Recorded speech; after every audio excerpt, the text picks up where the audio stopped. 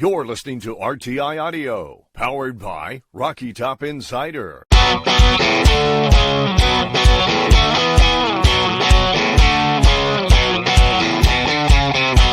This is Pancakes and Bacon with VFL, Kyler Kerbison, and Reed Bacon.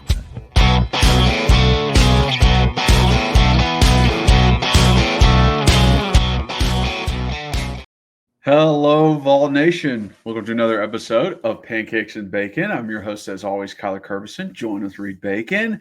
I got another great one today. The Vols have another win underneath their belt, beating Mississippi State. So we're going to break down all that. We're also going to look ahead to Georgia and what that's going to be like down in Athens.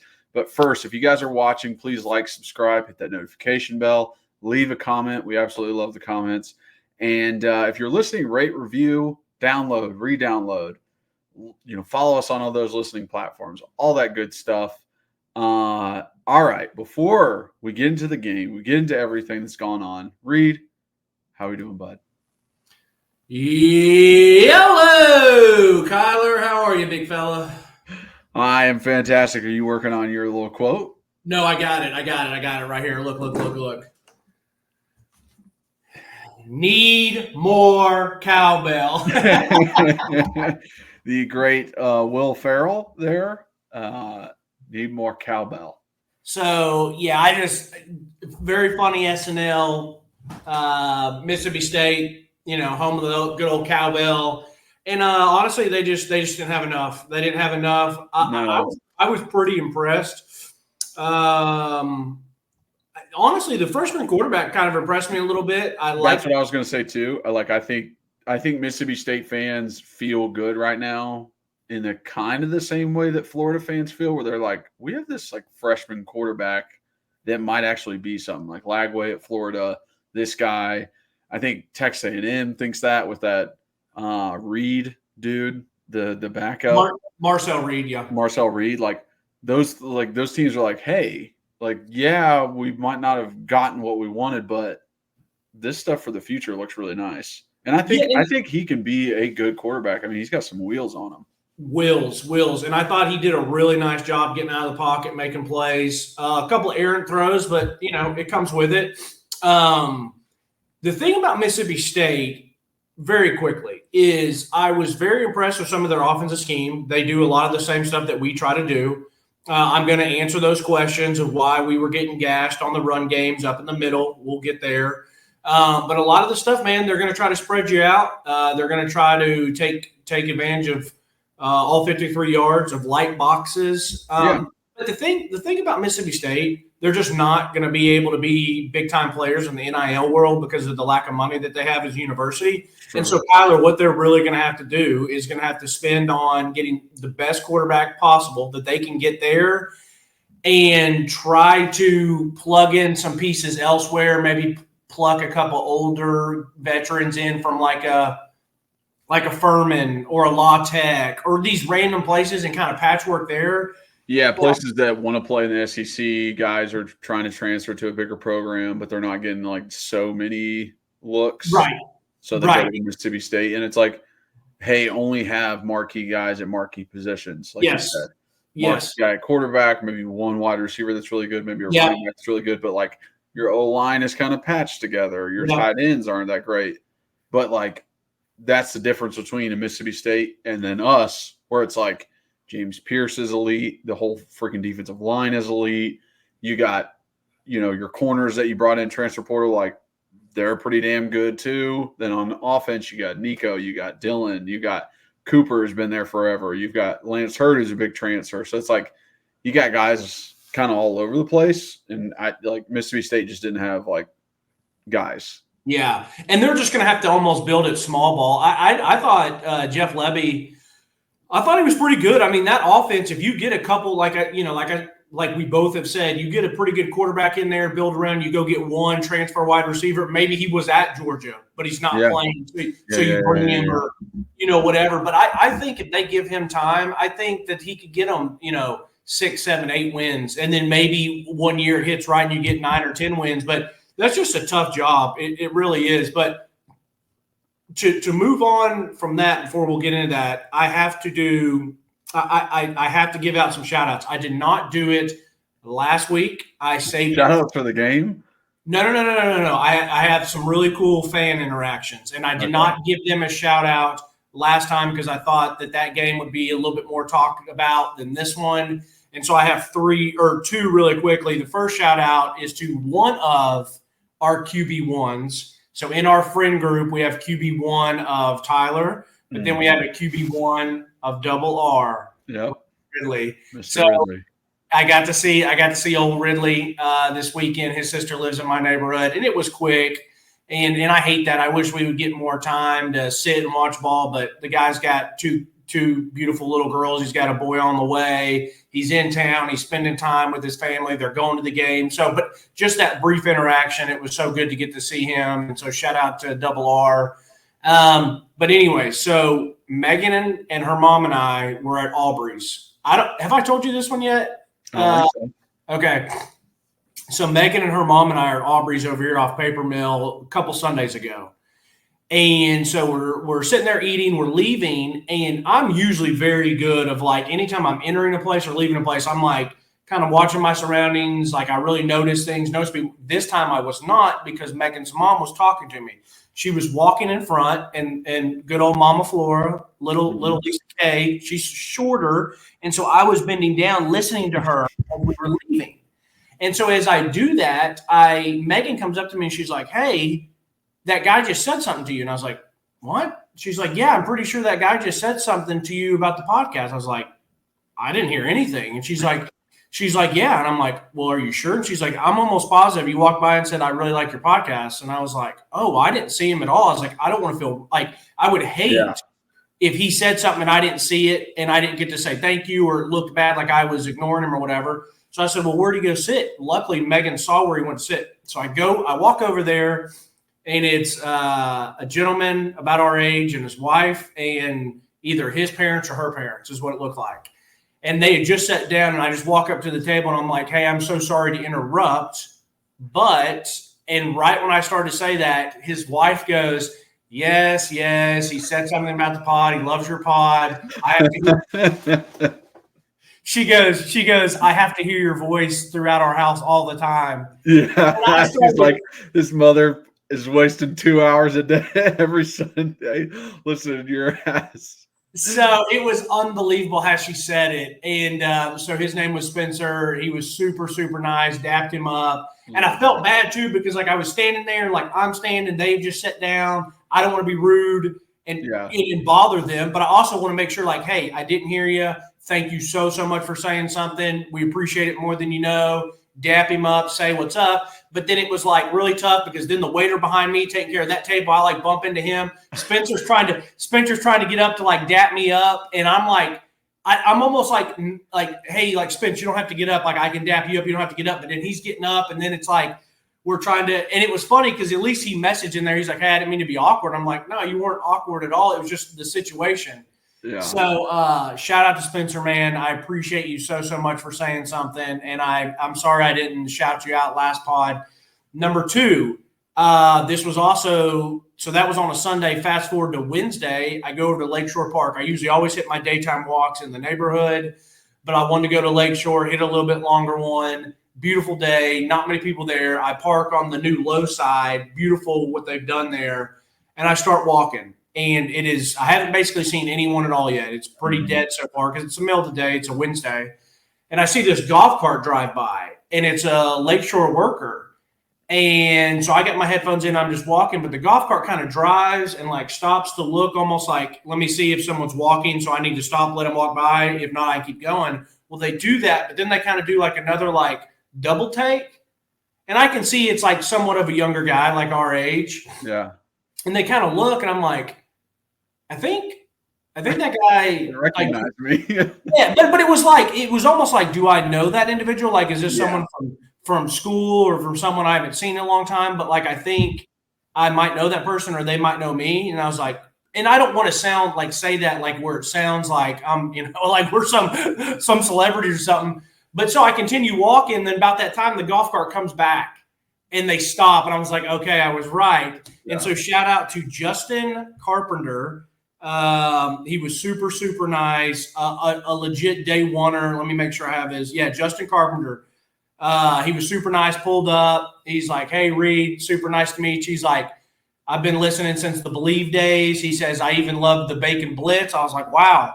Even heard the one episode of the Bacon Blitz. And so he was super nice. Got to talk with him for a minute. But those absolutely make my day. And it's just I can't say how much I appreciate it. I know you appreciate it when we're together and people say stuff, and it means the world to us. And it's pretty awesome. You know, I'm there walking and I'm listening to a sports podcast. Yeah. And it's like, I know how much I enjoy listening to sports podcasts and taking in that. So if we can give that to other people, it's a pretty incredible feeling. Because we just like how a lot of things start, it's just two dudes just having phone conversations, but now we just put it in the airways. Yeah, that's literally it. We're literally having the same conversations that we would have together, and just putting it on YouTube. So I'm very happy that people enjoy it because, like you just said, like that's all the media I take in. I'm listening or watching sports shows. Like that's it. It's that and anime. That's it. That is the only media I take in. So it's like cool to be considered on someone else's like, hey, every week I'm watching this. This is on my list of stuff to watch. I promise when there's days where I'm tired of watching the film or not wanting to do it, I think of that stuff. And I'm like, imagine how excited I get when Ryan Russillo or Chris Long drop theirs. And if someone feels that same way about us, it's like, yeah. I got you, fam. I got you. I got you, fam. I'll tell you what's going on. I got you. So right. Other than that, jump into it. Yeah, let's jump into it. Before we get into the game, I wanted to mention the big news this week. Bob Kesling retiring as the voice of the Vols.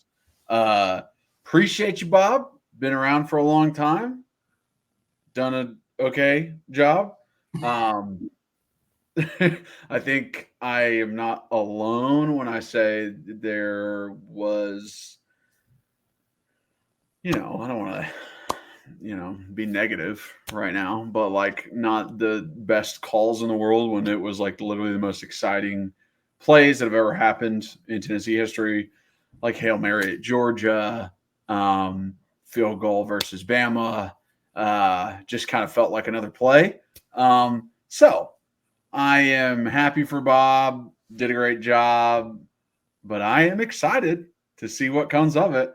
And hey, Tennessee, let me know if you need a color guy. Because I'll hop in that booth real quick. Are they not going to still have the color guy Tim Priest or Pat Ryan? I'm sure they will, but I don't know. If you're changing one and you maybe want to change another, you should. I mean, I'm available. My DMs are open.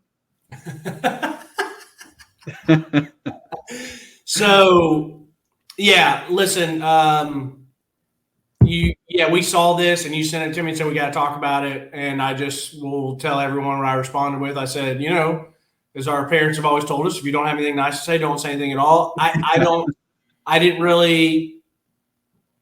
Yeah. Congrats to Bob. If a lot of enjoyed and didn't like him, then kudos. Just probably wasn't my thing.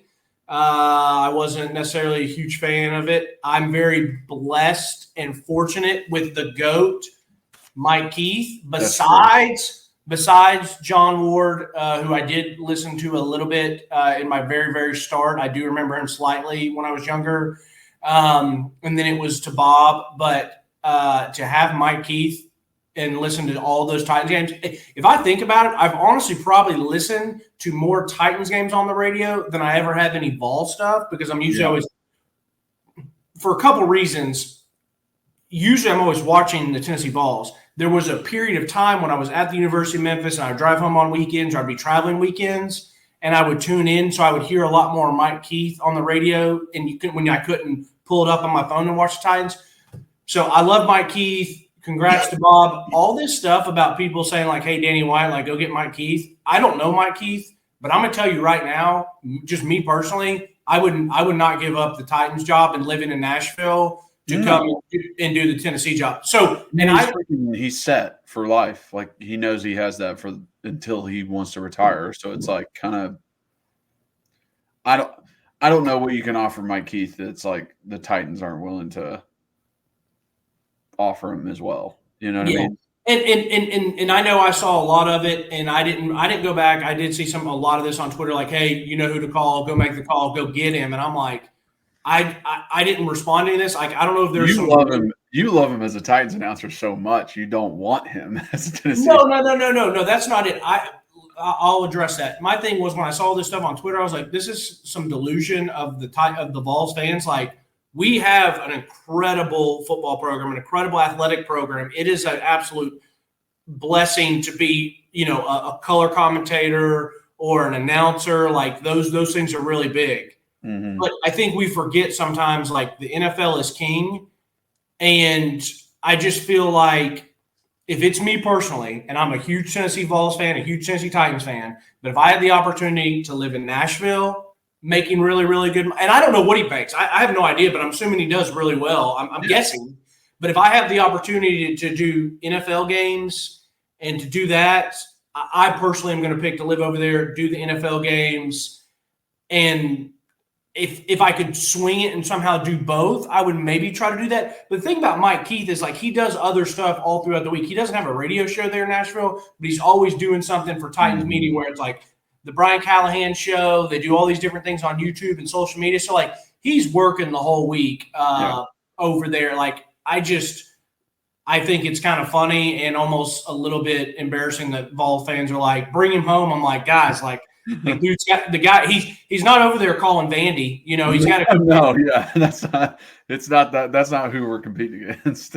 Like you said, NFL's king. But let's hop into this. I don't think this will be as long as our normal ones, just because of the opponent, how the game turned out, all that kind of stuff. But I put down rushing offense. We had to rush the ball in the second half more because of where we were at, what we were doing. So that is one part of it. But 57 rush attempts on the day. We were able to get what we needed when we needed it. Different formations all throughout the day.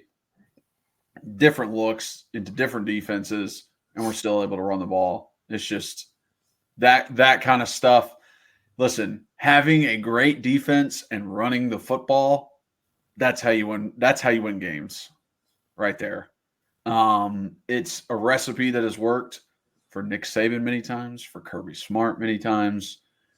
And it's something that I like to see. I like to see a good defense and running the football. As an offensive lineman, I absolutely love running the football. So a very good rushing attack.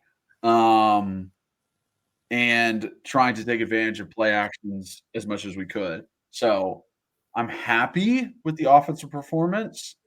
We'll get into it. We'll just go through it. But obviously there's some miscues that happened. But overall, it was still better, and we kind of needed that. And I think there was a lot of confidence building things heading into Georgia, which is good. Yep. No, I'm good. Just go ahead and start jumping into place. Okay. So this great, drive to start,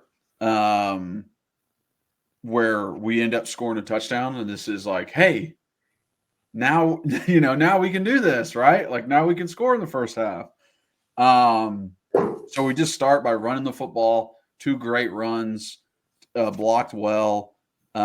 We set up the play action on our third play, and it's deep to Brew, and he's open in the end zone, and Nico overthrows him, and it's one of those like, oh no, are we here again? Is this what's going to happen? But we just stay the course.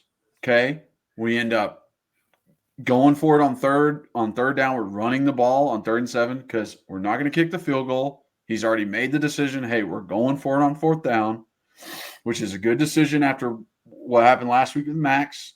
Listen, if I'm going to give you a field goal, it's going to be your first one. It's going to be an easy one. So we go for it on 4th down. He calls a timeout. They because MSU is all up on the line. They call the timeout.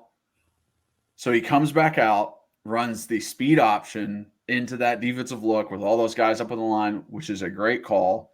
Nico cuts it back inside. We get a penalty on Lance Hurd for pulling him across the line, which I think is BS. Yeah. It backs us up, 4th and 6, and he's like, we're still going to go for it. We're still going to do this. This is still the plan. We're not. And that's the difference in certain coaches. Like when you're wishy-washy on that kind of stuff, players notice, players feel it, players don't have the confidence to go for it. The reason like Dan Campbell is doing so well with the Detroit Lions is because like there's no second guessing when he goes for it on 4th down. He's like, listen, guys, this is our identity. Like we're going for it on 4th.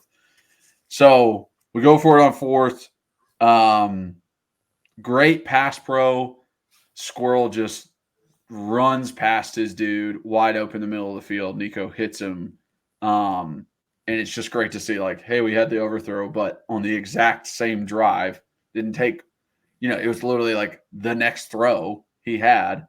It's a perfect drop in the bucket. And like I said, good pass pro. There was a game Lance Hurd passed off really well, which I love to see because there's been times in the past where the guys haven't passed off the twists in the games well. So scoring on the first drive, love it. Yeah, I agree. I think on the miss to Brew, you didn't get to see the back full angle, but you could tell by the result. And if you watch Nico, how he pats it a couple times, I felt like he was almost like waiting and waiting. It's like, no, anticipate that thing. Let it go. Let him run under it. You don't have to wait until he's definitely open, or you don't have to wait until he's in the end zone. Like, go ahead and throw that puppy. Like, and the coverage was a little bit tighter.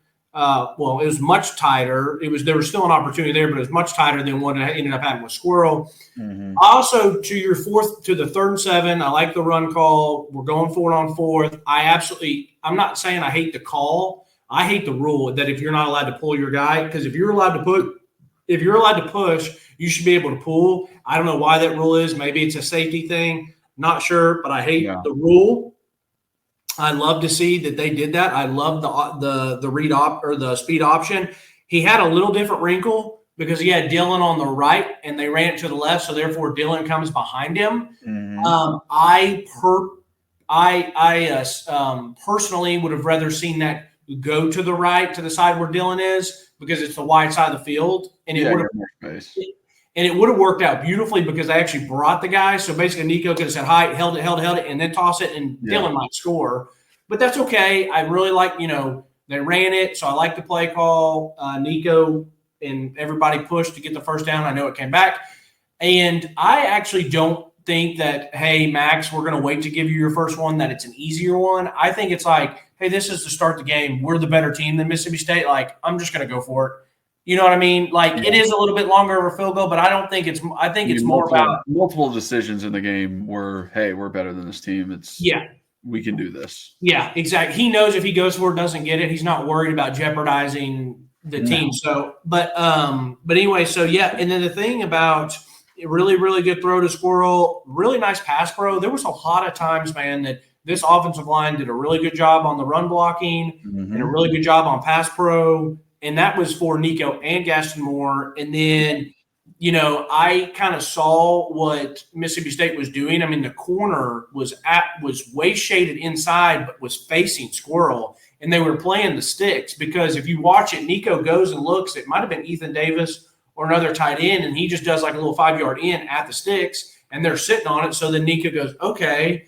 And he looks up and he's like, wow, I got Squirrel in green grass because the safety's eyes go to number 1. Yep. And I mean, he had that was legitimately a route against error because the DB's inside shade. He doesn't reroute. He doesn't come close to touch him. He doesn't have the speed to keep up. I mean, it was about as easy gets. Yeah. Squirrel just ran. He just literally ran past him. Yeah, that was it. So, yeah.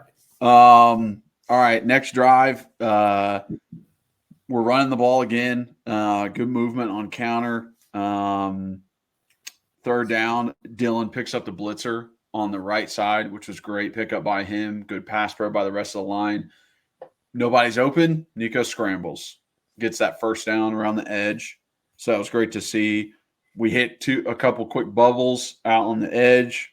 Nico scrambles, gets that first down around the edge. So it was great to see. We hit a couple quick bubbles out on the edge. So it was great to see. We hit a couple quick bubbles out on the edge. Then we just get positive run, positive run, positive run. We're just moving. Dylan's moving. He's finding the holes. We take a shot to Brazel towards the end zone. They don't call the PI. And it's definitely one of those like, hey, if the guy doesn't get his head around, if he didn't look for the ball, it's a PI. Like you can't literally move the wide receiver away from the ball and not be looking at the ball. So I wish, I don't think that should be a rule. I don't think you should have to look at the ball. And I thought it was on the line of let the boys play. So I'm fine with eating the flag, but if you're going to eat that flag, you better eat the flag that they call later in the game on the pass interference against Jermon McCoy. That thing was brutal. Yeah, he got a quick little pull, but it wasn't anything astronomical. That was as tic-tac get. So it's like, for me, like, I like when they let them play. Like, let that, like, a corner especially is very difficult to play, or DB when you're in man coverage is very difficult to play. So it's like, I'm fine with that, but you just got to be consistent. And the other thing, Kyler, is this was another one of those throws that we've seen from Nico. It's probably the second or third we've seen or noticed where it's like, it's not back shoulder and it's not a jump ball. It's kind of it's just kind of on a line / rope, but like up the field. So I don't really know what that throw is supposed to be. Yeah. And then, next play, Dylan fumbles. And it's like I feel for Dylan because he makes a good cut. He gets through the line. He covers the ball up with both hands. He has it high and tight, literally how they teach you. And he comes in with the other one like this, right when the guy's coming in. And he just hits it. I mean, his shoulder pads just hit the ball perfectly and bump it out. And, Dylan, he's just so pissed at himself for fumbling again. And, yeah, I mean, it just stinks. It's like I can't – the technique is there. Like, I see him working what he needs to work. He knows that he's fumbled before, and he's like, I'm going to get two hands on this ball, and it still pops out. So it's like I'm not, as a coach, I'm not yelling at him. He's beating himself up enough. It's just like, all right, we got to go back out there and play. Yeah, that one definitely feels like if you're him, you feel like, damn, I'm like snake bit. Like, yeah, I'm trying to do everything right. But this offensive drive, Kyler, is kind of a microcosm of the season for the offense. Everything's just about as easy as it gets. I mean, we were moving the ball with just absolutely effortlessly. We're running it well. We're going to go down. We're going to score. And then just a self-inflicted wound. And it's just what it's been kind of all season. And we're going to talk about some of these quick deep shots. We've already talked about one to squirrel. We got the one with Dante coming up. But one thing that I mentioned a long time ago, and I don't know why it just now hit me this week thinking about this stuff, how I was saying these defensive coordinators, and you're going to see it this week, how they're going to probably maybe play some high safeties, or if Georgia's got good enough defensive backs, they're going to really make us earn it and go down the field. Yeah. Because every time you snap it, it's the same thing we say defensively, make them snap it again because it's another opportunity for us to turn it over. Mm-hmm. And I feel like this year, not having those quick throw touchdowns, it's a lot harder to score on an 8, 9, 10 play drive than it is on a 3-play drive. Yeah. And so it just, that kind of recognized, like, we're seeing a lot more self-inflicted wounds. I'm like, well, yeah, because in damn 2022, we didn't really have the opportunity to do it as much because we were running 50 plays a game. Yeah, because the third play was a bomb that we completed to Jalen, or a bomb we completed to Brew or Cedric Tillman. So it's like, the play we've talked about, the plays are there to be made, but not only do you not score, but it makes you snap it again and again and again, and then something like this happens. Yeah, exactly. So we fumble. Defense gets us the ball back. So we're in the red zone again. Dylan is out of the game. I mean, they're probably sitting for the fumble. Hey, calm down. We'll put Peyton in. We run it 4 times in a row, which I like. That's what I would want, right? I want you to run it over and over and over. The difference is Peyton Lewis, in his second real time of any kind of ball, is running straight forward, and that's it. And he's not making a cut. He's not looking in any other direction. He's not bouncing. He's not doing anything. He's like, I'm running forward. I'm using my weight, my body. And that didn't work. And I thought for sure, like before the 4th down, like it looked like Coach Hype was looking at the running backs coach like, hey, is Dylan – we put Dylan in? And he was like, no, we're not going to put Dylan in. Like, we're going to keep Peyton out there. Like, I thought Heupel was like, listen, this is a big down. Like, I need my best back there. I think he wanted that. But I don't know. I like Peyton. He's a bruiser. He will develop into a good running back, but he's young right now, right? If I'm a 4th and goal, who do I want in the game? My most experienced, my Heisman finalist running back. Even if he's like the smaller back, quote unquote. Yeah. So we'll go back and rewatching this because you're like, we just run it 4 times, we don't end up getting it. But the beauty of going back and watching it, Kyler, I get what he was doing. I mean, we're 1st and goal at the 9, and the first 3 plays are all positive. Positive. I mean, he goes from the 9-yard line to the 1-yard line in 3 plays. So it's like we've been able to run it easily pretty much to start this game.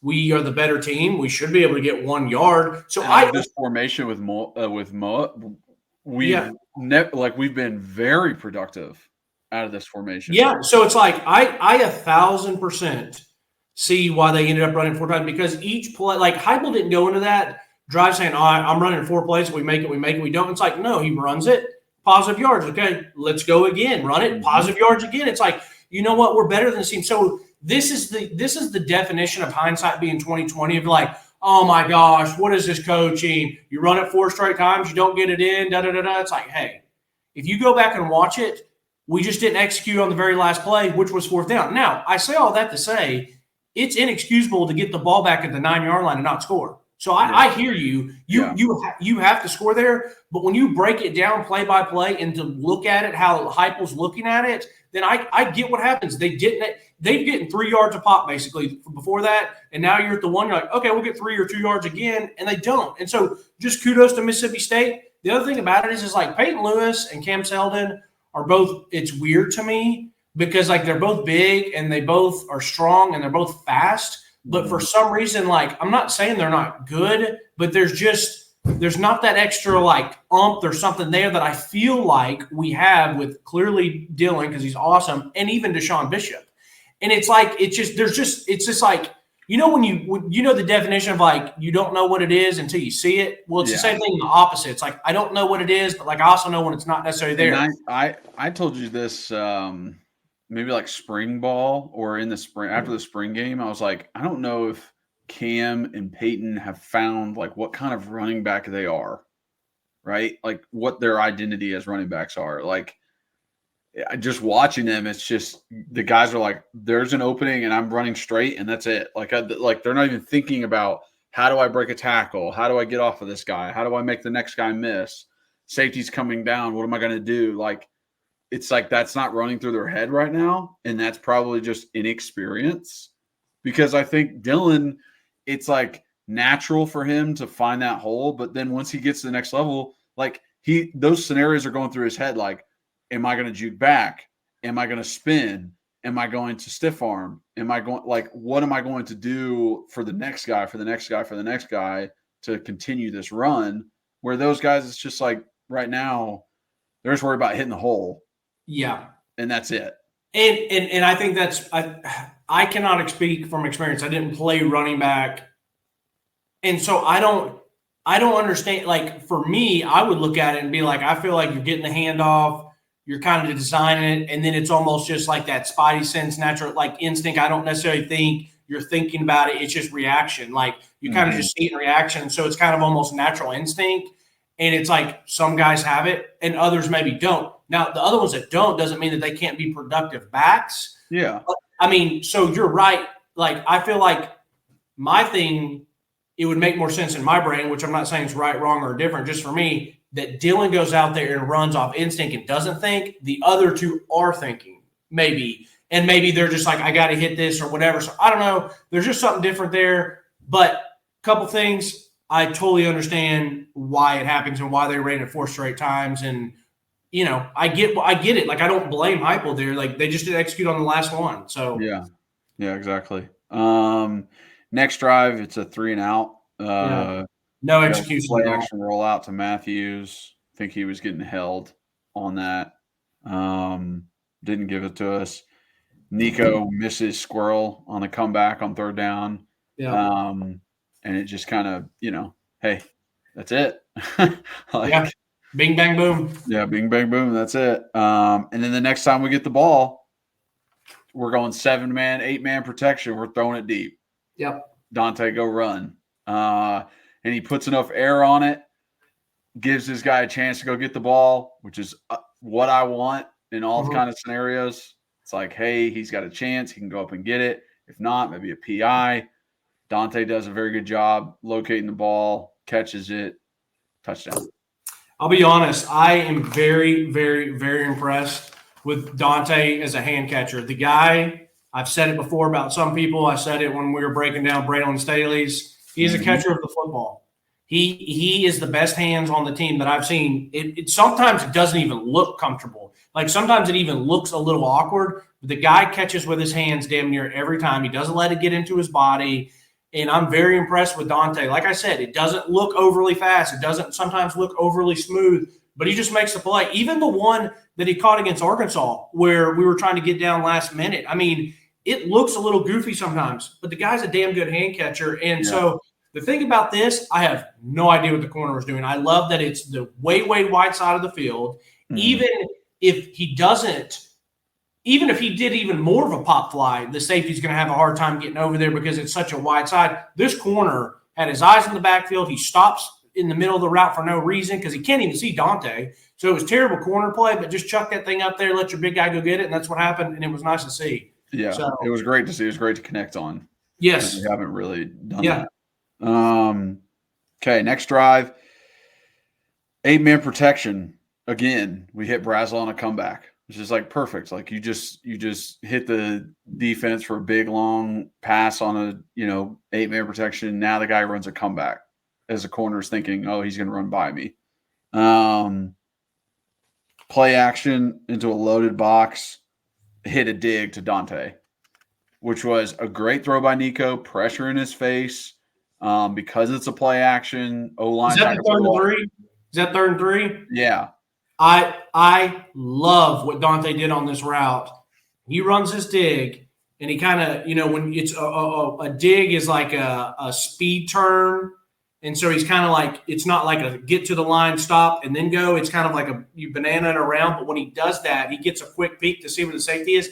He flattens it back out and then even goes down a little bit, which is so important because if he doesn't do that and he stays straight or kind of levels up, then what's going to happen is that safety is going to do what Boo Carter did and jump it and not block out. Yep. And so the fact that Dante gets up there, sees it, flattens it back out, because Nico's throwing to a spot. So Nico throws it to a spot, another really good hand sketch. But shout out to Dante on the really good job on the route. Yeah, no, I thought so too. So we get a first down. Then we do a couple of run plays, 3rd down again. You send Squirrel out there on a little motion inside, then he pops back out. You see that it's man coverage. You're thinking, hey, Squirrel's going to be faster than this guy. Nico pulls the ball out, and O-line's kind of blocking for it to be a quick throw. It's good coverage. He doesn't think Squirrel is open enough. Yep. So he tries to take it himself and gets tackled. So it kind of, it's one of those where it's like, man, it didn't work out how you wanted it to. And it's tough to kind of bounce. But then we get an offsides, so we get a first. Then we run the ball 3 times in a row, get another first down, make Mississippi State use all their timeouts before half, which is such a great thing to do. This is where Dylan rolls his ankle and foot. He came back in, played well, scored a touchdown. So, I think he's going to be fine, but that was worrisome for a minute. That was not fun at all. And then this is a great play design, which I think we've seen before, but Nico just reading the handoff, pulls it. Kitzelman is just lead blocking all the way onto the outside for him. He gets out in front. Nico gets like an 8-9 yard gain, which was great. He gets landed on. So that they were saying that might be the play. He gets landed on. Then we do a play action rollout, and he tries to hit Mike Matthews. I think it was Mike. And it's kind of like, or no, maybe been. It might have been a tight end. But he was, right across the goal line. Misses him just a little bit. Looks like the wide receiver's kind of held, but he takes another big hit, right in the chest. And then, we end up kicking this field goal, which Max hits. It's a short field goal, very makeable. And that was huge for him and his confidence. And then, that drive all together, putting that all together, and then defense gets a 3-and-out immediately and gets us the ball back. And then a massive, massive play by Squirrel White, catching the ball on a little hitch route, 10-yard hitch route, and then making two guys miss and getting out of bounds. Squirrel had his kind of breakout, hey, I'm here again, this is me, this is Squirrel kind of game. Did very well. And then Max Gilbert crushing a field goal right before half. Bang that puppy. Fired up, and I was fired up too. Yeah, I was too. And I appreciate the announcers calling out the Steph Curry celebrating before it's even in because he flushed it. Yeah, he did. So great thing for Max. It's also great for us going into Georgia because it's like, hey, now our kicker's got confidence again where he was maybe down on himself in the last game. So I love to see that. And love to see Squirrel making plays again. Yeah. We were waiting for it. We were wanting it out of him. And we were like, hey, this injury's kind of holding him back. So hopefully that's, not as much anymore. Okay. So second half, Nico is out. Upper body injury. This could be as simple as like maybe like a little rib bruise or, hey, we got knocked out. But what did I say before this game when we played Kentucky? I said, this offense can go out there and play balls to the wall and do what they need to because they know as long as they score 20 points, they will win the game. And how many points do we have at halftime? 20. So we came out of half and Heupel said, listen, next week's more important than this week. And Nico, you're going to sit your ass down because I know that I can win this football game with this defense, this running game. We can still win this football game without you. The crazy thing is, bro, I'm sitting there. Talk about a blessing. Well, the crazy thing is I'm sitting there watching. I'm like, yeah, they don't say anything. I'm like looking. I'm like, bro, why is Gaston Moore in the game? And my dad's like, what? And I was like, Gaston Moore's in the game. And then the announcers aren't saying anything. We get two plays off before they notice anything. And then they're finally like, wow, Nico's. And I was like, dude, please let him be in there just blowing the toilet up. Something's going on here. He's going to be out in just a minute. Like, I don't know what it is. And then the announcer's like, oh my God, Nico's not in the game. I was like, thanks for showing up to the party. And then they do find out, and she gets it out to the word. She's like, Nico's done for the game. They didn't even try to hit us with he might be coming back. There's like, yeah, upper body injury, he's done for the game. And then the emotions of when Dylan went down, and it didn't look good. Then they finally showed the replay, and I had a breath of fresh air. Not to say that I thought Dylan was coming back in the game, but when his foot got tangled up a little bit, it did not get caught fully. You could see when he ended up getting tackled back, you see his leg came. So I was like, okay, thank goodness. Maybe it's just a sprain. If we don't see him the rest of this game, there's still an opportunity to see him next weekend. Because to be honest with you, Dylan is more important next week than Nico is. It's the truth. Dylan's the best offensive player we have. No, I mean, that's true. That's the reason why he's up for the Heisman. Like, he is our most important offensive player. Yes, and so it's like without him next week is super, super scary. Well, then when Nico doesn't show back up, like I can't even enjoy this game anymore. I'm like, oh, shoot. Like, no way. We're not going to have him next week. Like, what's going on here? But so it made me feel good. I'll still feel even better as the week goes on. They're like, he was out at practice, but then I really will feel better when we start the game in Georgia and he's out there. Because I would not put it. Breathing that sigh of relief till we see it. Yes, because I would not put it past Heupel like he's fine, and then he's out at practice this week when only media can see it, and then he's not practicing, and then we show up there and they're like, yeah, he didn't progress like we hoped he would have, and Gaston Moore's playing. So anyways, just a very overall scary thing. To jump into the second half, I thought Gaston played pretty darn well. One of my favorite plays is where it was a very veteran move where it's third down. He rolls to the right. I think it's Holden stays is pretty much coverage. Holden runs the wheel with on his own. It's supposed to be an out route, and it looks like Holden. Oh, and he turns it up when he sees it. Turn up because you're scrambling. Right. So the fact that he throws it when the defender's not looking, and it's like, all I need you to do, Holden, is fight like you're trying to get back to the ball, and we're going to get this free first down. Yep. That was such a smart quarterback veteran play. Like, that is literally what you see Patrick, Aaron, Josh Allen, like these veterans of like, hey, I'm going to throw it at the defender's butt, and you're either going to catch it because he can't see it or we're going to get a PI. So I love that. And then some of those other quick throws, there was another like third down or second down. We'll get to it maybe if you got some other plays, but he just hits Miles on like a nice little one. Yeah, nice hit. Hit on third down. It was great to just pick up a first. And then some of his deep balls, like I thought it was a beautiful deep ball he threw to Brew that they didn't call pass interference, or they did call. They did not. Wait. No, they did call on that one, yeah. Yeah, so there was I thought Gaston played really well. The only thing, and I'll leave it at this.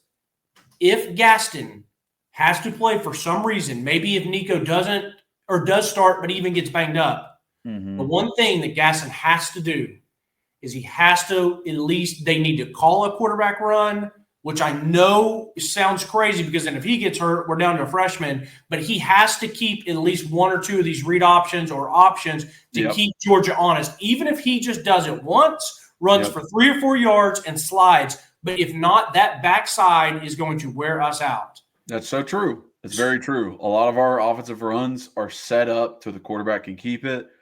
And some stuff I saw at Gaston was like he got the edge on one of his scrambles, which was nice. It was third down. He didn't get the first, but he still like kind of got around the edge of the guy. I was like, okay, he's got some wheels on him. Yeah. That one you said where he rolls out, he throws to stays, like he's moving in the pocket. He's moving up. So it's like, he's got a little bit of wiggle to him, which I think is enough. And then I just love like Heupel's still like, hey, yeah, the backup's in, but I did a lot with this backup before, and I'm still taking deep shots. Yeah. Hey, Georgia, don't think if Nico doesn't come back that I'm not going to test your ass. Like, I'm still taking deep shots if you're in one-on-one coverage. That's still happening. Yeah, and honestly, from the few throws that we saw, take out the Bama game out of your head because he came in 3rd and 9 against really good defense and just was whatever. But like those deep balls were just as good as the ones Nico's thrown so far. Yeah. I mean, so and if he's running the offense well, like I said, I feel really comfortable winning a lot of games with Gaston Moore besides going to Athens and Georgia. But if he does have to play, you have to run it with him, or he has to keep at least a few to keep them honest. Other than if he does that and keeps them honest, the guy can play and keep us in that game. For sure. So I love that. I love we finally hit Ethan on a screen. We've been trying that screen, that tunnel screen to Ethan Davis so many times. We finally hit him as Gaston's in there. And it's like, hey, you hit him more towards the middle of the field. He's got his blockers in front of him. I think we were like starting to get the timing down. So I loved that. Love Max hit a 51-yarder, his longest that he's ever hit. And it was drilled straight down the middle. Just like incredible kick. So just building more confidence for him. Bringing double tight ends in and just running the football over and over. I love to see that. Play actions taking advantage of, hitting guys. Dylan's touchdown run was just incredible work by him. John Campbell gets beat across his face on the backside, and Dylan's so fast that the guy can't even get to him. He gets to the outside, cuts up, and his acceleration takes the other guys out of the play. And then you see Sprags, he's 5 yards downfield on a double team and looks back and sees Dylan running. He's like, oh, I got to run up. And he does a fantastic job of just running straight upfield and just kind of like walling off guys from getting over to Dylan. Because that's the kind of stuff that O-linemen need to do to just make those little bit of difference. Because it's like if Sprags just stops running, right? Maybe that guy comes over and he's able to make the tackle on Dylan and it's not a touchdown. It's like those little tiny things you love to see. And then the biggest drive of the night, which was just, incredible drive, 15 plays, 67 yards, and 7 minutes and 54 seconds off the clock from third quarter into the fourth quarter, just running that clock out and end up with a field goal to go up to 33-14. And that was the drive that put the game away. Before we get to before we get to that drive, just real quick, that run is what I'm talking about. Like, I don't see Peyton Lewis or Cam Seldon making that a touchdown. I think they get out there, get upfield a couple yards, and it's like a 3, 4, 5 yard gain compared to Dylan Sampson. House calls it. Yeah. Because he's just special on stopping on a dime, getting upfield, then his speed, his acceleration, like all that stuff. That's right. And so that's why I think he's so important. And then that drive was very reminiscent of the drive that I watched again back, and I tweeted out about it, how impressed I was with that Kentucky drive, starting at the 9-yard line, 91 yards, chewing off all that clock. That was the old Heupel play calling, but really good execution. And that's the thing is, man, like those 10, 11, 12, 13 play drives, like I'm always very impressed with those because it is very hard to get those many guys on the same page for that long. But other than that, that drive had both those plays you called out earlier. It had the good pass pro, him stepping up and trying to hit stays down the sideline. We get the PI. It also had the hitch to Kitzelman. Yeah, we flipped sides of the field, and he hitched Kitzelman on third. Is that the one? Shout out to John Campbell, where the guy comes in the neutral zone, then he does it to get us the free first down.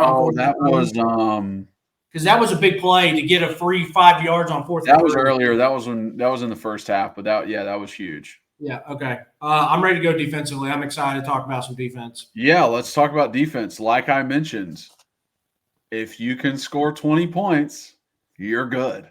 And Heupel knows that. Heupel trusts his defense. He makes an adjustment in the second half. He's like, we're gonna be all right. I ain't worried about it. But like you said, I think that quarterback for Mississippi State has a pretty good future. He was doing some pretty good things out there.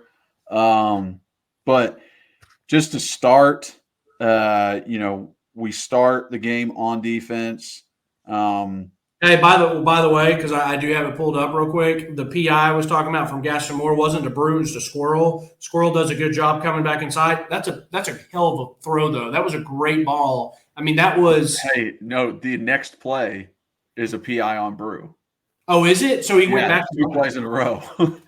Yeah, Gaston can. He can sling that thing and put it on precision. Oh, this might be it right here. Play action, drop back, looks at it. Dang, look at him! Yeah, I told you, dude. Dude, and honestly, that was a dime of a throw. He put that in Brew's belly. We have a quarterback controversy.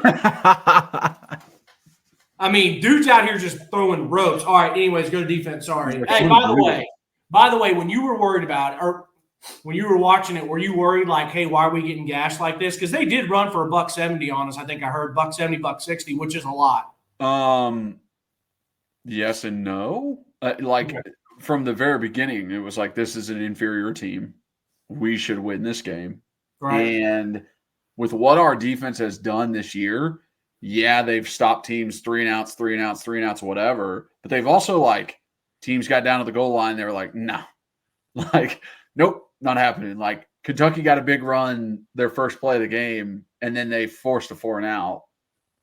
It's kind of I still trust the defense enough, even if there are these big gashes. But noticing the big gashes and looking back on the big gashes, I can tell what's happening. Yeah, I can too. And let me say this. I was asking that question. I wasn't worried during the game about we're going to lose the game, but I was like, yo, like, I don't necessarily love this. I don't love giving up this. I was thinking about Georgia. Yeah. I watched the Ole Miss Georgia game earlier in the day and was just like, Georgia likes to run this football. They like to get on edges on guys. They got a good offensive line. They're going to lean on that. We want Beck to mess up a few times, but like they're going to run the ball. They're going to get edges on dudes. So like we got to be good in the run game, and then to watch and be like, well, it's not that good in the run game. But then, 2 or 3 drives in, the, third color girl is like, hey, Rodney Garner was just screaming at these D linemen to give more effort and to put like, what the hell are you doing? Get out there and do something about it. And it's just like, I love that. Yeah. I love that. Like, hey, I don't give a shit if everyone's patting you on the back. I'm not. Yeah. Like Rodney Garner is not one of those to pat everybody on the back and be like, yeah, you're doing great. He's like, no. Yeah. And before we jump into the plays, because we'll break those down. But anyways, long story short, yeah, after watching it, they just did what Tennessee does to give people the answers to the test real quick. Like they did what Tennessee does. They spread you out. They try to take advantage of the full field, and then they're going to try to take advantage of light boxes. And there was a couple times we had 3 linemen and 2 backers, and they double teamed and worked up to the backers really well, and we couldn't. So, and you think about it, I'm sitting there watching it, you're like, well, bring in another lineman or squeeze down. And there was 2 times that I was kind of pissed pre-snap with what Tim Banks was doing, because I was like, I just feel like they're going to get like, it was the goal, 4th and 1 4th and goal at the 1 where they kind of walked in kind of easy. There's another one. I'm like, yo, pinch in, like bring somebody else in. I don't like some of those formations he's doing. They ended up still slanting inside. They just didn't work. But I get it's kind of like what you were saying is like, yo, it doesn't look good to get gashed for 15 or 20, but we'll wait until they score. They still have to get down here and score. But the other thing is, like I said, they just did what we would do. They just, hey, if there's 5 in the box, we're going to double team. And you and I talked about it last week. I don't care how good a linebacker is, and ours are okay, ours are inconsistent, but like they're not the biggest dudes. And so if a lineman hits a double team and works up to Arian Carter, to T-Lander, to Perry, like it's going to be difficult for him to get off blocks when they're the ones waiting and not attacking. Yeah, that's very true. And so that's just, and then a couple times we got caught in blitzes. And also, like, you noticed as you watch the game, it's like, okay, like, oh, man, they let up a run on first. They let up a run on second. Now it's 3rd and 3. And they drop back and pass. And then it's like our D-line is all over, like, pressure all over the place just with 4. And, like, that's the difference in our defense. You know what I mean? It's like, yes, we are good at defending everything. We are good at defending the run. But, like, the difference is that pass rush that we have.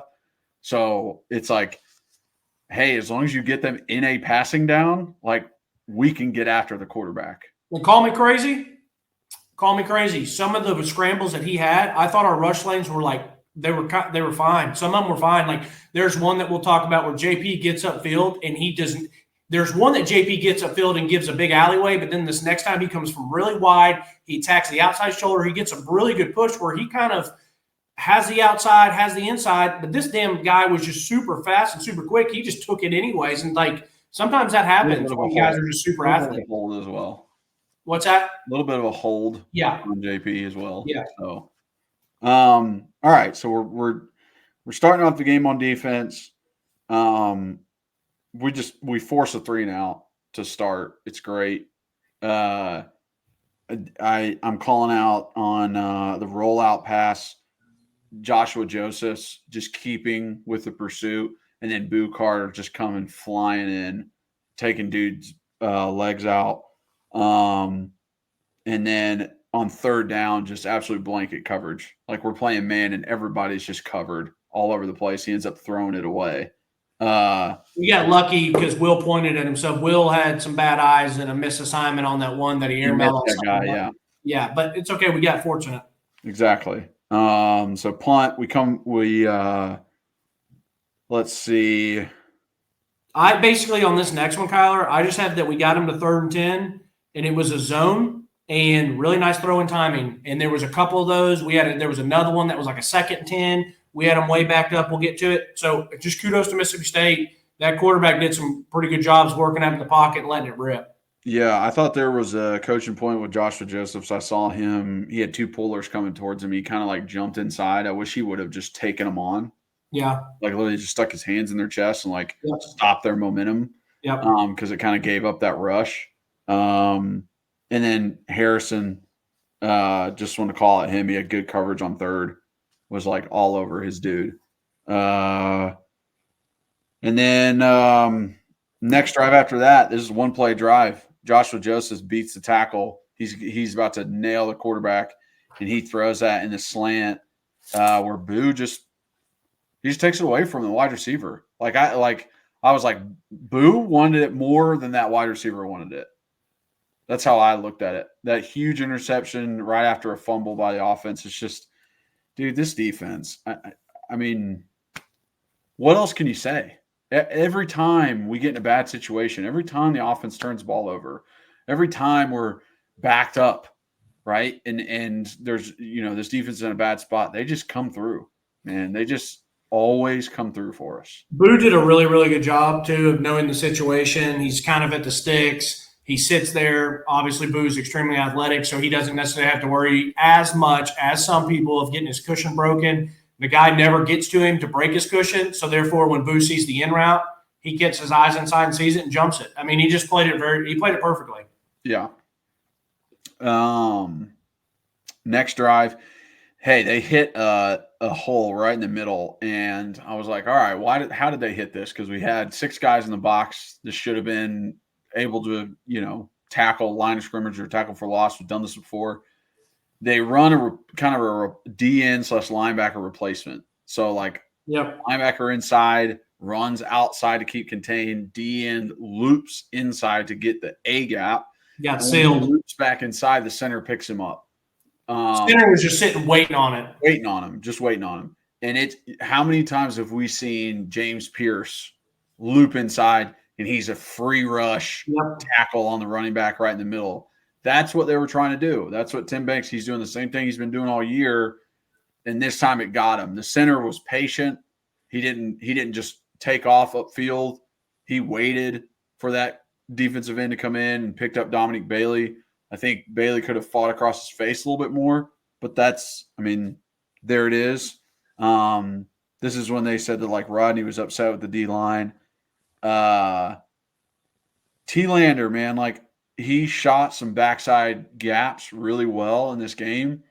He makes a good tackle on this drive. Other drives he didn't. I saw him come free on blitzes, and he's there to make that tackle, and he misses. Let's see. Boo, a great open field tackle on the quarterback as he's trying to run. Oh, comes up and chops him. Yeah, just chops him down. He's just having a hell of a game so far. He's got an interception. He's returning the ball really, really well. He still kind of scares me back there with how he'll catch it above his head. That shit scares me, but he's having a hell of a game. And then this Arian just does a great job. He's got the running back. That's his man. He goes out a little sweep, and Arian's got to fight through two wide receivers and 2 DBs and fight through all that traffic, and he still gets over there in time to make a big hit on the guy, even though he drops the ball. And it's that's the athlete that we see out of Arian that we're this guy's gonna be really good. Yep. Yeah, it's only thing I have on that is Jalen McMurray's in there. I thought Jalen had a super, super nice PBU, but it got called back because Bryson Easton was in the neutral zone. And then the next one they hit, it was a pretty long route, and I'm happy they showed the replay because I was like, how did that dude just get butt naked open on our sideline? But what happened was we were in zone. They have basically two go routes, but the inside guy kind of bananas it and stems it inside, which Boo Carter was sitting underneath it. But Jalen McMurray is a corner there in cover 3 or cover 4, whatever it was in. He's splitting the difference. And that quarterback just does a really good job of letting it develop. Jalen continues to get his depth with the inside guy, and so then the other guy stops it. And so it's just a nice pitch and catch. And just like I said, caught us in zone. A couple of times they caught us in zone, and they were just good throws and catches. So nothing to necessarily be worried about. It wasn't like some guy just got beat. It was just a lot of times in this game, I felt like they had some really good play calls for what we were in, which is just some of that is just luck. Some of that is they called a blitz and we threw right behind where the blitz was coming in football, or like they're blitzing off the right, we're running left. You know, it's like you kind of get a little lucky sometimes. Other than that, yeah, you mentioned that JP had a nice rush, flushed him, great open field tackle you already mentioned, and yeah, great recognition by Aaron Carter. That's the stuff that I'm so impressed with, because sometimes you have really good linebackers that play, they run well, they flow well, they eat up, but then they get lost in space on some of this stuff. Yeah. Well, since Arian got lost maybe that was Jalen Smith that got lost in the Oklahoma game when we had him backed up and it was 3rd and 14 and they do a damn check down and he gets it. Our linebackers have done a really good job of jumping those running back routes. Yeah. But then again, it's like really good play there. And then some of these other run plays, it's just like, damn it, what are we doing? I mean, it was brutal. No, exactly. Next drive. I mean, this is fantastic. This is three and out. You got a fantastic open field tackle by Charles. He comes up from safety position. Oh, awesome. It's blocked great. Offensive line blocks it great. It's running back and Charles. Open field. He makes the tackle right at the line of scrimmage. Just great. Arian did have a nice cleanup there. He did come in and pop after the tackle, but yeah. Yeah. Next play, Joshua Joseph. He's close to forcing another fumble like he did last week. He's right there on it. They, I think they end up completing it, or he rolls out, but there's a holding. So brings it back. And then this by Arian. Awesome. Absolutely incredible by him. Working back, flips his hips, turns, runs, locates ball, tips it away. Then Charles with a finishing hit on that wide receiver. Love to see it, because it's like, if that ball does get through and get to his hands, are you finishing the play to knock it out? Because guess what? A Georgia wide receiver might catch that. They might, because they got the athletes. I couldn't agree more. I'm glad that you brought that up, because I was going to mention, because I don't want the fact that Arian did a great job and got a PBU I don't want that to make us not give credit to Christian for coming in and laying a good, hard, clean pop. But the fact that Arian got that much depth, didn't get caught in no man's land, got his hand up on it, was fantastic linebacker play. Yeah, it really was. So end up punting. This is the first touchdown drive. Hey, just so we don't forget, because we've talked about this, or we've said punt, stop, punt. I tweeted it out. If Boo Carter is not the punt returner for the rest of the season, I'm going to be very, very frustrated. Very frustrated, because that guy has not only shown that he can be reliable catching the ball, especially in some hot environments or hot or cluttered environments, meaning there's people around him. That guy, Boo, is the type of guy that he literally looks like he was born just to run a football. Like, he was born with a football in his hands. Like, I can't explain it. There's guys that are just as fast, just as quick as him. As soon as I saw him doing all that stuff, and I saw your tweet about hey, listen, Boo should not be taken out as a returner. He should be returned the rest of the year. I was like, now this has opened up. I just know that fans are going to be like, why the hell we ain't put Boo Carter on offense yet? Yeah. Put him on offense. It's that's not how it works, guys. Yeah, when we watched his highlight film in high school, we were like, we don't see him playing defense. And we don't see him playing defense at UT because we literally didn't see defensive plays. Obviously, the coaching staff knew what they were talking about. He's been really good at defense so far. Yeah. But I'm telling you, there are guys that have his same size, speed, weight, height, but there is just something different. When he has the ball in his hands, there's a smoothness. It looks natural. Yeah. It looks natural, and the guy's really, really good, and that is the difference. Now, I mentioned it in the tweet. Jermon McCoy did not do a bad job. Jermon McCoy was safe. He caught him when we needed to catch him. A few good returns. He would get a couple good returns, but he's not Boo. And the other thing is, too, is I don't want Jermon McCoy getting injured. Now, I don't want Boo Carter getting injured either, But I feel better if Boo does get nicked up and we have to replace him with Christian Harrison, who I really, really like as a player. I'd rather that happen than lose one of the best corners in the nation. Yeah, so I agree. Agree. Okay, so this is an eventual touchdown run. You got a great attack by Ricky out on the edge. They hit a little swing pass. Ricky just shoots in there right away. Eats it up. Great tackle. They take advantage. They find a hole in zone coverage. Really good play by them. I mean, it's a good play by them. Moy, man, pushes into the backfield, takes out a puller, and kind of leaves Arian open to get in. Yep. So it's like such a difference the interior D linemen make when they disrupt all that kind of stuff. Then they hit a big run, and Jalen Smith is in there. Yeah, this is kind of what you were saying earlier that I was like, this is the exact play I'm thinking about. Is Jalen sits there and waits for that lineman to come to him. He doesn't go. Here's another thing about this. They shift, and when they shift, Arian Carter – Arian Carter shifts out, Christian Harrison comes in to linebacker. Yes, and it's like I get that. I understand it. You're trusting your players, but they weren't snapping that quick. Hindsight being 2020, you would hope that instead of they shift and Christian Harrison sees it and Arian Carter look at each other and he just they just follow. I know they're in zone, but still you shift out. We're going to stay here. I got your zone over here, because then you got damn Jalen Smith and Christian Harrison trying to they each have to take on a guard. We're never probably going to win that. We might, hopefully they're playing really well and trigger and get up underneath it. You might win 3 out of 10, but I mean, odds. I don't want a DB and my third, fourth best linebacker to be the two that are going to make the play. It's just and if I'm at guard, if I'm backside guard, I'm like, hell yeah. You've already mentioned it. The only way they beat you is with their speed. So they have to recognize the run, get up under real quick, and go in and make a tackle, because if they try to hand fight, it is over. No matter how good they are and no matter how bad an offensive lineman is, it's just over. Size wins. Yeah. Eason does a great job, blows up a run into the backfield. Then this is a great play by their quarterback. We have pressure. We're up there. Eason is there for the sack. He makes a miss. Literally jukes him out of his shoes.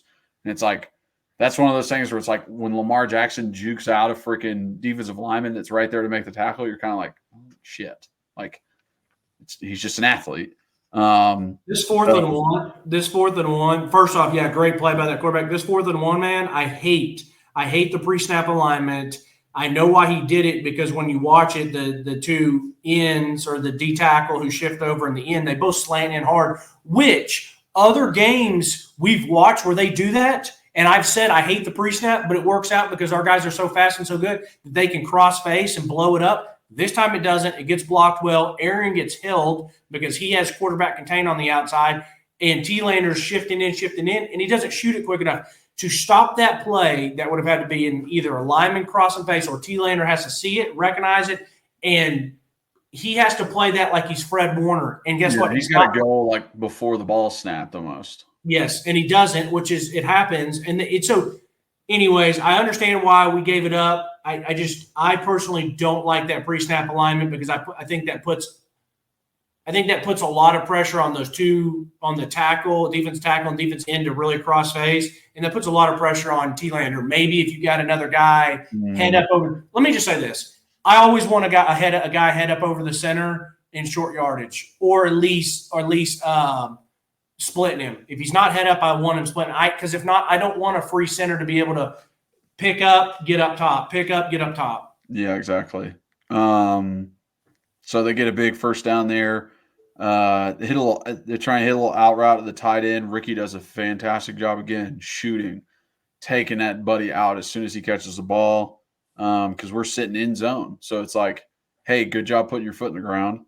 Then we get a couple plays in a row where the quarterback is just scrambling. He's running. He outruns Bailey and Hobbs, who are trying to chase him down, but they ain't got a shot.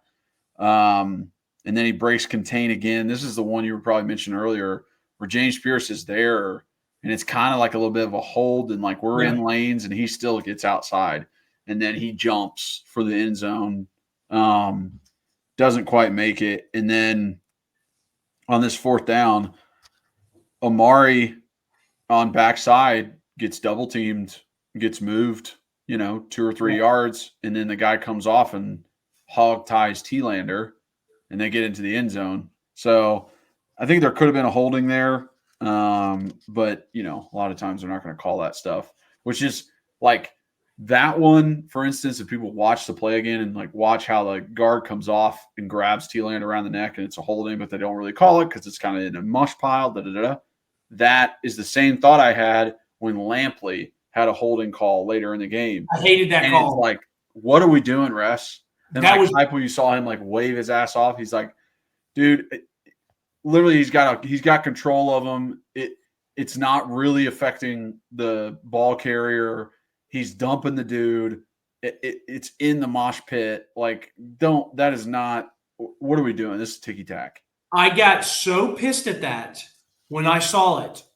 And then I said, they got the wrong number. I said, there's no way that was on Lane. Because there was literally nothing that could have been holding. So at first I was like, oh, I'm so pissed. They're so tick-tacky. And then it was just like, you know what? Either these refs are horrendous and that's one of the worst holding calls I've ever seen, or I'm going to give them the benefit out and they saw holding on someone else because it wasn't Lampley. That was awful call. Awful. Yeah, it was awful. So I end up scoring a touchdown there. Next drive, what I got down is a great pursuit by Joshua pulling on his jersey as he's trying to throw it. I think it was probably second down. Because like I just like didn't write down anything if we was just like, hey, 1 yard run, whatever. Yeah, I didn't either. Yeah. Oh, and this is the drive before the half. No, this is great. No, this is the drive before the half. So they're passing the ball, incomplete pass on the first one. Then he starts running out of the pocket. Joshua Joseph chased him down from behind, pulls his jersey, incomplete pass on second down. Then third, they run the ball, maybe trying to run out the clock, and they force the running back out of bounds, dude. I was blown away that happened. I was too. Forced him out of bounds and literally got us 3 points before half. You got to save our time. We got to save a timeout as well. I mean, this defense is incredible, dude. So that was half. Coming out halftime. Let's see. I think this is the one. I think it is. Well, never mind. Go ahead, and then we'll see. Yeah, the first thing I have written down is Boo in coverage. He's there. He's in his hip pocket. He doesn't get his head around and see where the ball's coming. Yeah, I think he could have batted it away on like that dig. That was honestly, it was 2nd and 10. We got him back up. I thought it was awesome job by that quarterback. He steps up in the pocket really well. He throws a laser beam, nice, a little low, go down and get it. I thought it was really, really good coverage by Boo. I think he's all over him. He's right in his hip pocket, and I think he started to get his head around, and as he got his head around is when the ball got there. There's not much else that can happen. I think that's just a hat tip to Mississippi State and that quarterback and that receiver, because I thought Boo recognized it, ran with him well, didn't get, PI, was just right there, but it was unfortunate timing. I think when he started to look to maybe make a play on the ball was already there. Yep. And then the next few plays, I just got light boxes. I mean, 5 boxes, like 2 or 3 times in a row. Where it was 3 down linemen, 2 linebackers. Then there was 4 down linemen, 1 linebacker. And it's just like, I got numbers here, people. I'm going to run this ball right down the middle. And, I mean, that's what I have. It's 5-man box. JT, Justin T-Lander, jumps outside. AC gets blocked. Okay, well, you got basically one linebacker takes himself out of the play. And I'm not saying he did it on purpose. Maybe that was the design of the play, and it was just an unfortunate defensive play call time. But JT's out of the play. Aaron gets blocked. 2nd and 20, really good blocking again.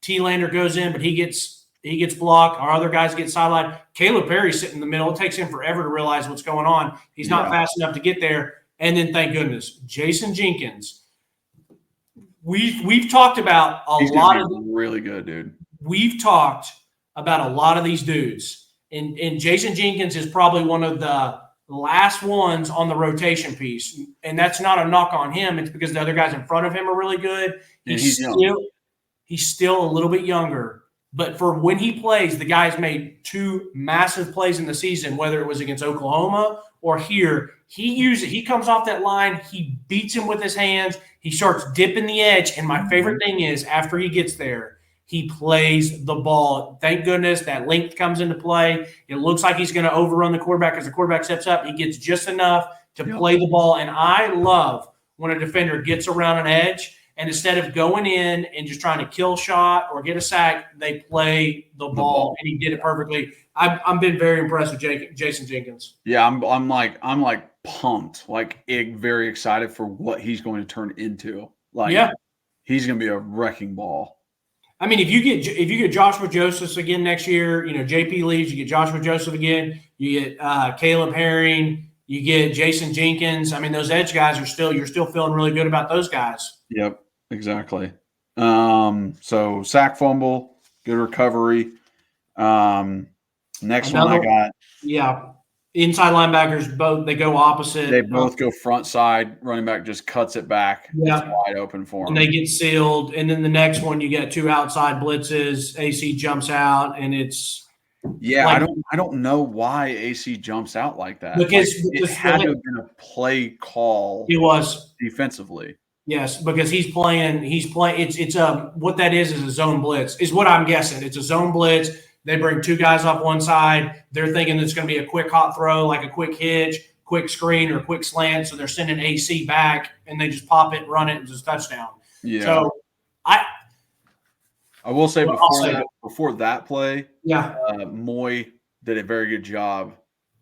So it was like big run. Moy comes in, pushes his dude back, causes pressure, gets a tackle for loss. Then the next play, it's the Arian goes out.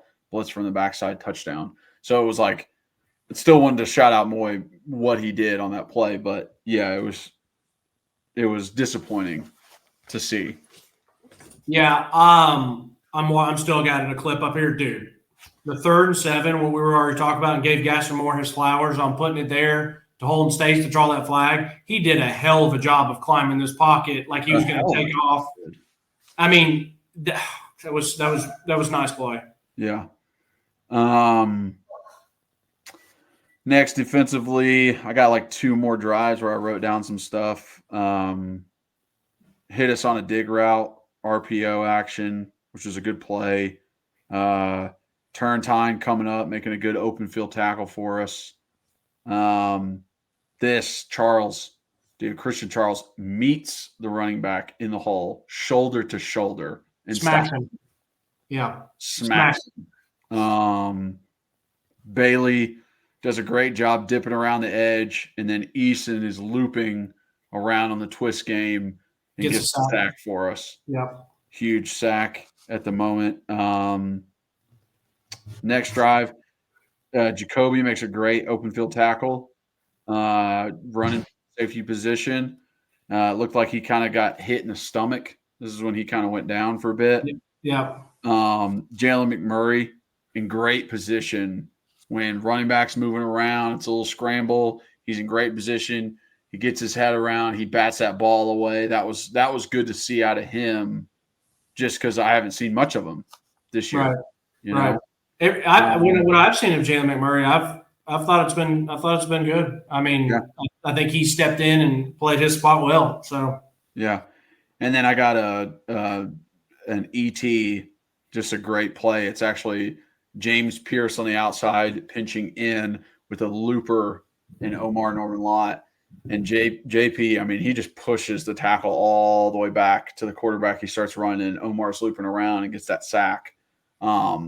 It's just exactly how you draw it up, where no one's blocking Omar. That's what you wanted when you run that kind of game. Yeah. And he's able to take advantage of it and get the sack. And then, I think they had one more drive total for the game, but, we were up 3 scores by that point. So it's kind of over. Click it down. I'm ready. Vols versus Georgia, baby. This is it. Okay. We are in a position to go to the SEC championship right now. Okay? We win this game and we have Vanderbilt left. And if we can win at Vanderbilt, we're going to the SEC championship. Okay? This is huge. This is a big, big game for us, for the future, for Heupel. It's big in recruiting. Hell, I mean, telling people, hey, we went down to Athens when we beat them. We went to the SEC championship. We went to the playoffs. This is big stuff. And now seeing Georgia, I know they were on the road. That makes it a different, thing. But losing to Ole Miss, it's very like, hey, this is available. I didn't like the fact that Mississippi State put film out there of running the ball versus us, because I think Georgia's going to watch that and be like, hey, this is what we can kind of do. But, Ole Miss put film out there for us to watch, where it's like, hey, this is how we took advantage of Georgia. This is they like to run this man coverage on the outside. You can get your wide receivers open. Things are there to be taken advantage of. I love when my team is really good at running the ball and plays really good defense. So hopefully Nico is there. Like you said, I can't trust it until I see it out there. But that's not to say there isn't a way that we can win this game with Gaston Moore at quarterback. Yeah, I think our defense is that good that, we've had offensive woes all year and we've been in games. Man, this game's going to I'll be very surprised if it's not. And my opinion is I think this is going to be a slobber knocker. It's going to be back and forth. It's going to be extremely physical. I'm not going to be surprised if this game is won 24-21. Someone's got 20, someone's got 13. I think there's going to be plays on offense from each team that each team's going to be like, oh my gosh, if we just had that, if we just completed that, if we didn't have that penalty, because I feel like there's going to be it's just the good plays and big chunk plays offensively are going to be few and far between, because I think both defenses are going to eat. I think if this game was here in Knoxville, I would feel really, really good about it because of the way Carson Beck's been playing. And I think we rattle him and let that D line get off the line for sure and be able to. I think it's huge difference. But so it's there. Offensively, I just want a clean game. I think if you go there, you maybe hit one or two deep shots, even if you don't hit them. If you can draw a PI. But clean game of no turnovers. Smart football. Smart football, no turnovers, not a lot of boneheaded, stupid plays. If you get beat on a block, don't chase and grab. Don't make something worse. Yeah. Don't please, offensive line, do not make it worse. Do not hold, okay? Just, hey, you missed the block. Hey, he got off the block. Now we got to do something about it. But, don't do the extra. Do not do the extra because if it's Dylan, he needs this much. That's it. He needs this much. And so I hate the fact that Georgia lost yesterday. I hate it because I don't like Ole Miss. I don't want them to win. I don't want them to have a chance to get backdoor this thing into the playoff. Obviously, it doesn't help because Kirby is awesome. And this game, to win this game, started this morning. When these teams met. It started last night when Kirby addressed his team. That team is going to be backed into a wall, and Kirby is one of the best when his team is backed up against a wall. Mm-hmm. And he is going to be preaching to them all week this week. It's not necessarily about Tennessee like it was in 22, where Tennessee, he was probably saying, hey, they're saying this is one of the best teams in the nation. They're saying this is one of the best offenses. They're saying they rank Tennessee above you. Yeah, they're gonna come in here and score all these points.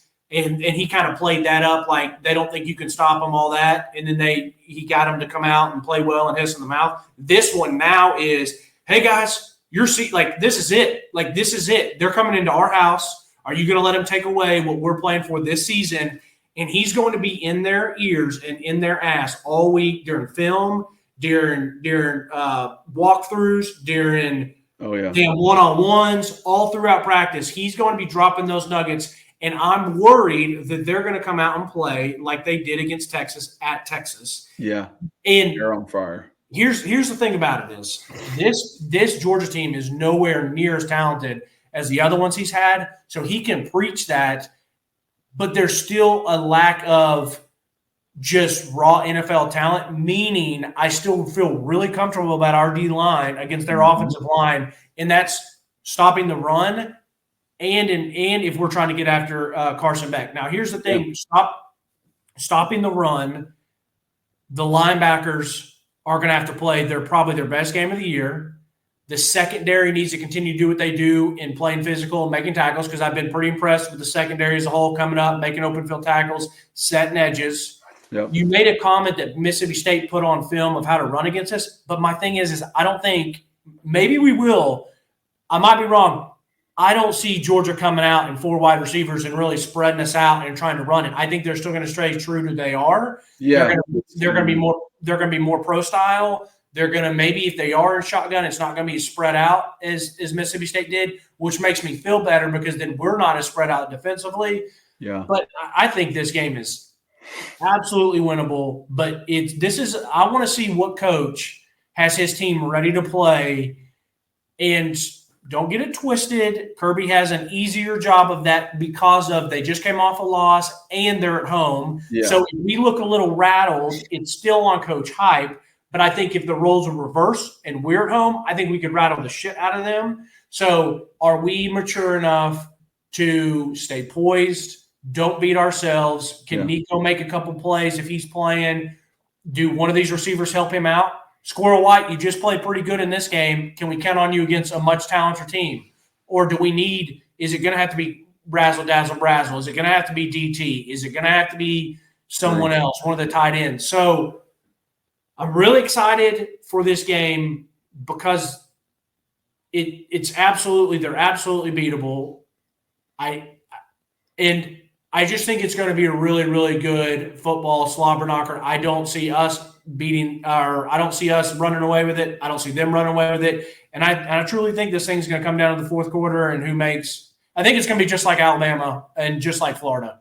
Yeah, I agree with you. I think it'll be the same. I think there is a drop-off like when ETN is in there at running back and then the second string. So it's like very important for that. They like to try and get edges. They like to get their guys like offensive linemen pulling outside and try and get like sweeps and outside zone runs. That's what they like to try and do. So it's going to be big about keeping contained on defense. And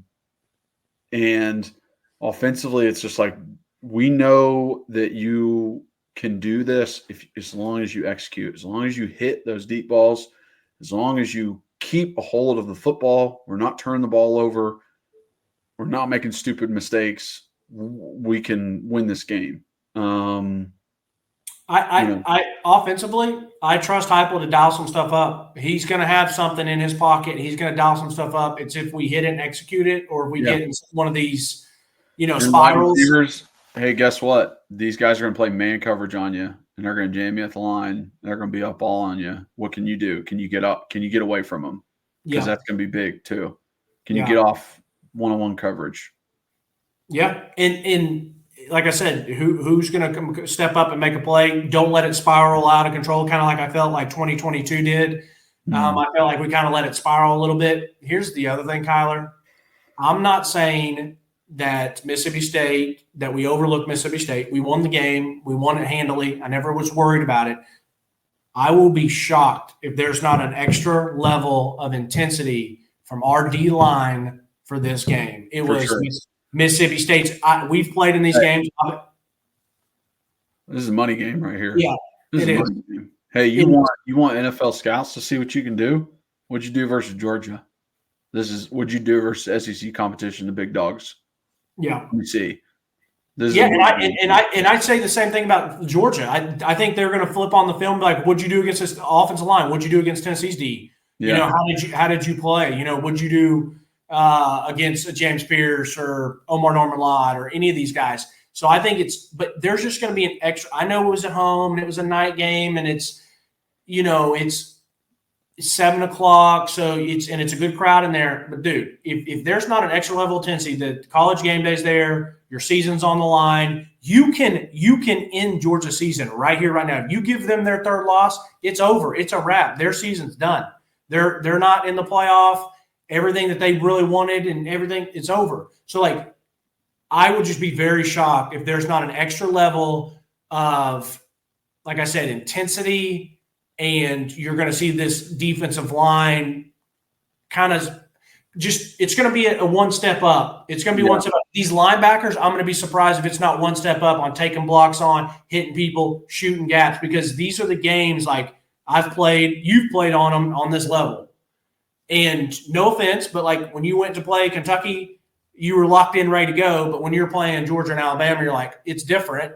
And then it's the same thing for me, but on a much smaller scale. High school, like, yeah, you're out there and you're going, but then it's like, this is the big game. It's like you're just locked in. There's a different level of intensity, and I'll be shocked if we don't see that. Yeah, and defense, let's take advantage of the fact that you guys are actually going to be able to hear each other for the first time in 4 weeks. Like, being at home, that's something the defense has to deal with, is like, you can't hear. Like, you can't communicate verbally. And now you're going to go down to Athens, and it's going to be a pin drop, quiet.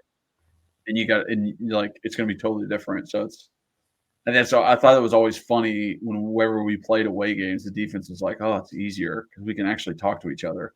Yeah. On away games. I'm like, oh, that makes sense. Oh, man. Hope we win this one. For multitude of reasons. This is a big one. We got to get this one. Yeah. All right, brother. Go Vols. Go Vols.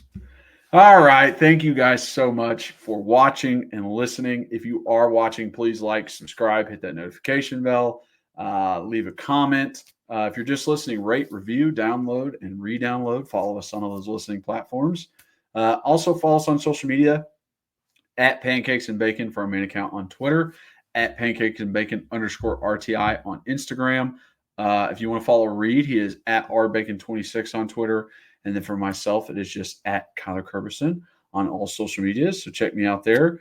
And thank you guys for being the best fans in the world. So happy we are where we are right now. We just gotta finish this thing out. We gotta finish strong. We gotta take it to the dogs down in Athens. But as always, go Vols.